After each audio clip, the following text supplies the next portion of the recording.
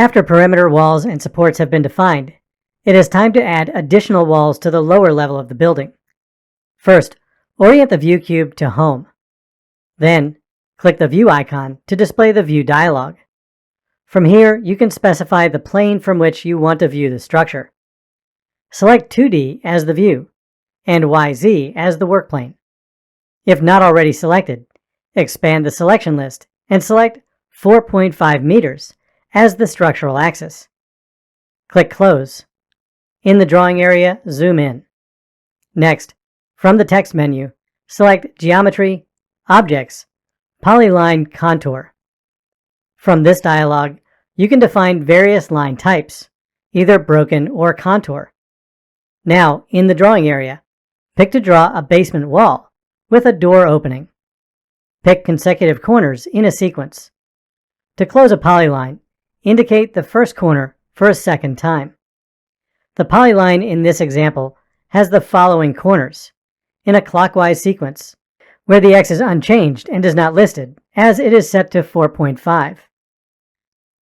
0, negative 2.1, 3.4, negative 2.1, 3.4, 0, 4.4, 0, 4.4, negative 2.1, 6.5, negative 2.1, 6.5.2, 0, and 0.2. Back in the Polyline Contour dialog, click Close. To convert the polyline into panels, from the text menu, select Geometry, Panels. In the Contour Type group, ensure Panel is selected. In the Properties group, first expand the Reinforcement dropdown and select RC Wall. Next, expand the Thickness dropdown and select TH200. With the properties configured, it's time to select the content to which they apply. In the Creation With group, enable Object List, and then click within the Object List field. Now, in the drawing area, select the polyline.